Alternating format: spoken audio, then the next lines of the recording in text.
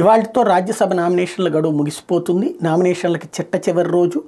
అదే సందర్భంలో అక్కడ తెలంగాణలో 2 కాంగ్రెస్సు 1 బీఆర్ఎస్ సొంతం చేసుకోబోతున్నాయి.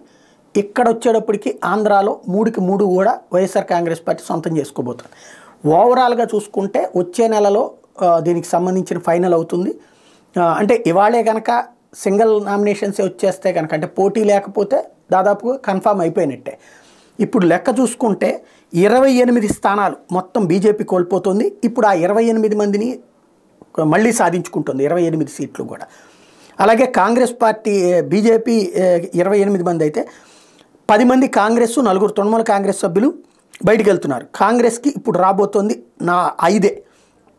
అట్లాగే తృణమూల కాంగ్రెస్కి మాత్రం సేమ్ వస్తారు.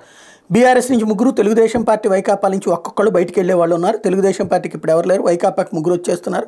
బీఆర్ఎస్కి 3 కానీ ఇప్పుడు ఒకళ్ళే మిగులుతున్నారు. ఇతర పార్టీల సభ్యులు ఇదే బీఆర్ఎస్కి 2, తెలుగుదేశం పార్టీ 1 స్థానాన్ని కోల్పోబోతున్నాయి. వైకాపా సమాజ్వాదీ పార్టీ 2 స్థానాలు అదనంగా పొందుతున్నాయి.